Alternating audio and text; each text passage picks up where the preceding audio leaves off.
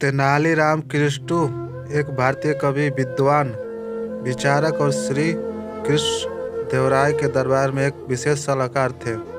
वह एक तेलुगु कवि थे जो अब आंध्र प्रदेश क्षेत्र से हैं, जो आमतौर पर लोक कथाओं के लिए जाने जाते हैं, जो उसकी बुद्धि पर ध्यान केंद्रित करता है।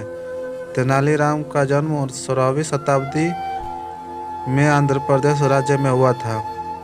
जन्म के समय इनका नाम गर्लापति रामाकृष्ण था। तेलुगु ब्राह्मण परिवार से नाता रखने वाले रामा के पिता गर्लापति रमैया एवं पंडित हुआ करते थे, जबकि उनकी मां लक्ष्मा घर संभालती थी।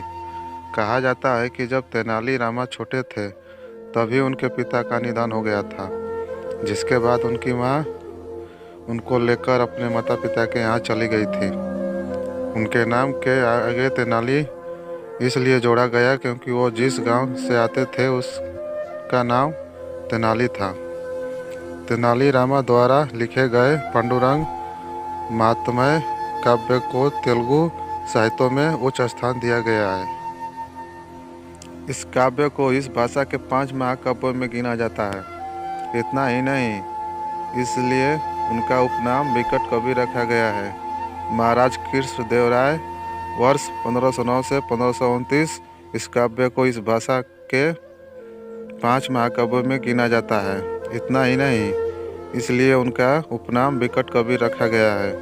महाराज कृष्णदेवराय वर्ष 1509 से 1529 तक विजयनगर की राजगद्दी पर विराजमान थे। तब तेनालीराम उनके दरबार में एक हास्य कवि और मंत्री सहायक की भूमिका में उपस्थित हुआ करते थे। इतिहासकारों के मुताबिक तेनालीराम एक हास्य कवि होने के साथ साथ ज्ञानी और चतुर व्यक्ति थे।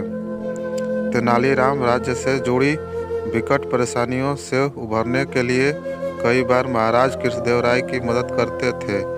उनकी बुद्धि, चतुराई और ज्ञानबोध से जुड़ी कई कहानियां हैं। इन कहानियों की सत्यता को लेकर आप संदेह कर सकते हैं, परंतु इनके गुणों पर नहीं।